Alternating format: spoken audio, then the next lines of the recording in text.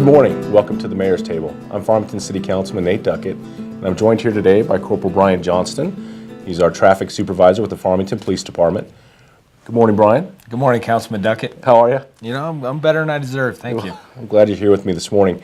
We're here to discuss the Slow Down Farmington campaign, which we started back in the beginning of October.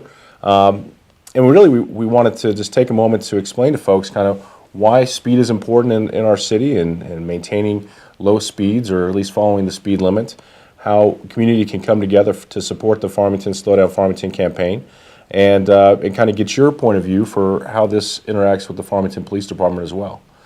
So I'll kind of take you through the background. This campaign came about after numerous phone calls really over the past summer from concerned citizens who had speeders through their neighborhoods. We're talking around school zones and residential neighborhoods, 20th Street, Foothills. I mean, you kind of name the street, there's somebody there who's not happy with the speeds that people are traveling. And doing some research online, I found that the city of Albuquerque actually had a Slow Down Albuquerque campaign. And it really was just a simple program, political yard sign in your yard, asking people to slow down, kind of keeping it as a top of mind thing for folks. And I reached out to the Albuquerque Police Department, asked them how the program was going. And the guy explained, you know what, really it's just a way for citizens to feel like they have a voice in helping with this problem that we have. So we brought that to council. Council considered it and gave us the opportunity to create the signs. And then, of course, through yourself, Georgette Allen, Shauna Reeves, we were able to put this program together. As a program of itself, what does it mean to you and your fellow officers when you guys see the Slow Down Farmington signs and the citizen support for that? You know, Councilman, great question. As a department, as an individual officer, it's awesome to see the community involvement. It's a great opportunity for us to get their involvement and use them as advocates, to call in, report the speeding, to get their concerned areas, because overall we're looking to reduce crashes, and we can't do that just off of stats, off of just general just shooting blanks in the dark. We actually need their input so we can get in those areas and not only assist them but assist the entire community. Sure. Well, that's exactly, I mean, and the whole idea here of slowing down really has to do with safety and minimizing accidents caused by speed. Right. So for you, as the supervisor of the traffic division, you know, how does speed play into auto accidents from your point of view? You know, it's definitely a contributing factor. It really is. And when you couple that with cell phones, radio, or even other drivers, it really slows your reaction time down, right, to where you're not able to react to what that other driver is doing, or you're not able to see the red light that's coming up or the stop sign. I really want you to know that a third of all accidents, you know, nationwide, come from speed.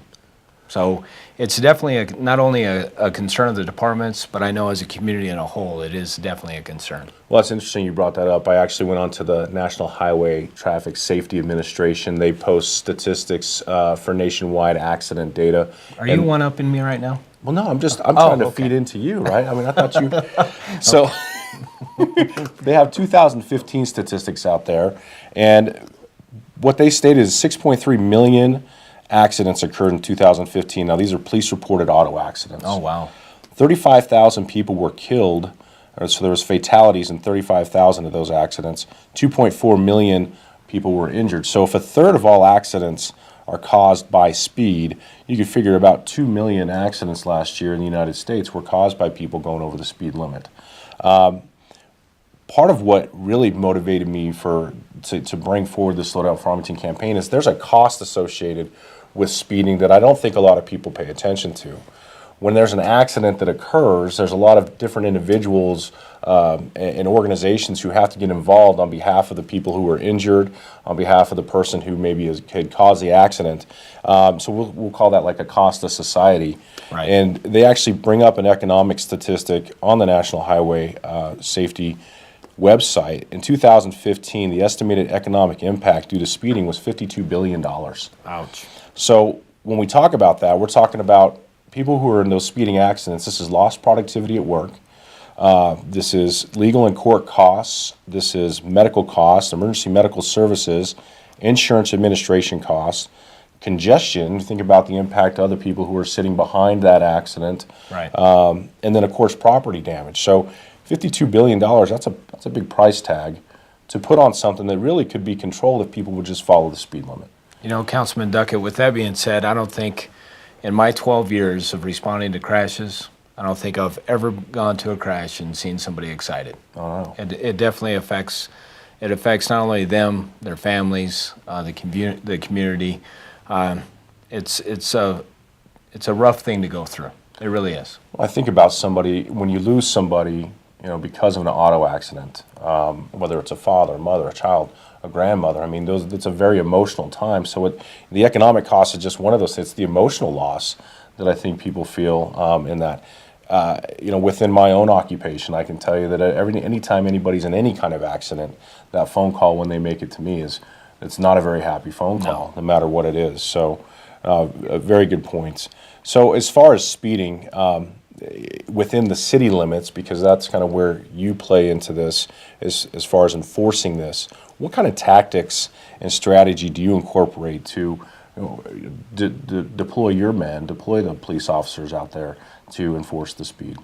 A great question, Councilman. Again, it's, we like to start it off with the community's concerned areas. People call in and say, hey, there's speeders in my neighborhood. Sure. Kids are playing in my neighborhood, and I want people to slow down because of it. But not only that, I think our biggest focus is we try to focus on where the crashes are actually happening. Sure. And I want to say thank you. Thank you to the community for what they're doing and slowing down, because we ran the numbers from last month. And we saw a 30% reduction, over 30% reduction in crashes alone. Of those crashes that were reported, we saw over a 40% reduction in crashes related to injury. And I contribute that 100% with speed. With slower speeds, you have less injuries and, of course, less fatalities.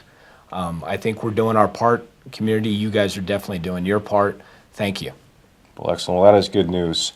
That closes out today's segment of the Mayor's Table. We would just ask folks out there in the city of Farmington, Bloomfield, Aztec, San Juan County in general, to slow down. Pay attention to the speeds in your neighborhoods. Pay attention to the speeds in school zones.